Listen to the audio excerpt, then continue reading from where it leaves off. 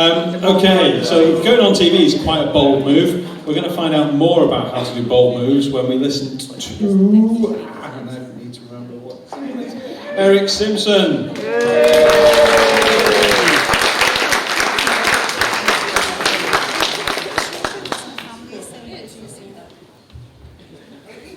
Have you ever had a dream so big that it scared you?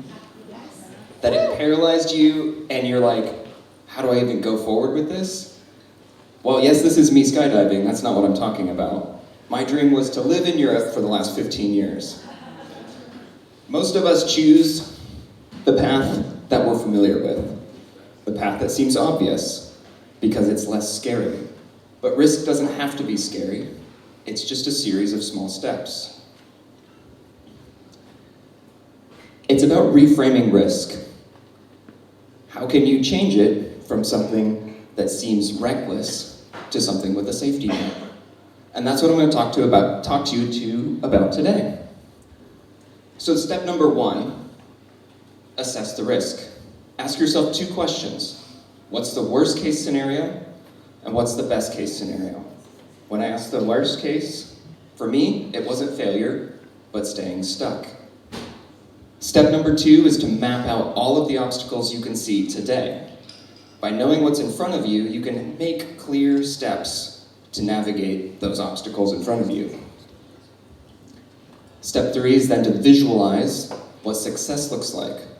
For me, it was seeing out into the future, living in Europe, coaching clients, and thriving in a way I couldn't back in the US. Visualization helped me plant the seed. It helped me shift my mind from fear to possibility. And that's what pulled me forward and helped me realize my dream. The final step is to take your big goal and break it into smaller chunks. So for me, that was attending a free workshop, hiring a coach, and then applying for a visa. Each step helped me build momentum, helped me build courage to move forward. It starts with one small step that builds on the next. That's all that it takes, and pretty soon you've turned impossible into reality. So as you can see, I'm obviously here. My big, bold move came to fruition. And that was through assessing the risk, visualizing the success, and taking the very first step. And so I'm living the life that I dreamt about for the last 15 years because of these steps.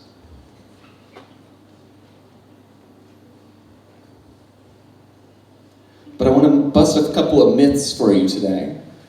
Myth number 1, that risk is always reckless. This is not the case.